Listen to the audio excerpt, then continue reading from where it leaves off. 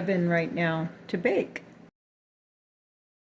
Hello, we have the first batch of dough that we made, and the rolls are going in the oven. See you soon.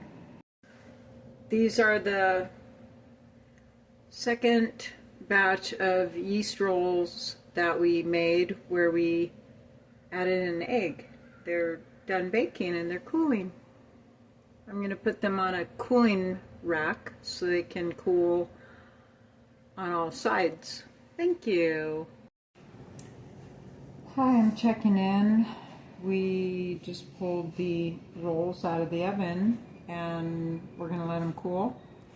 And tomorrow morning, drop them off at the state fair. So we are now T-minus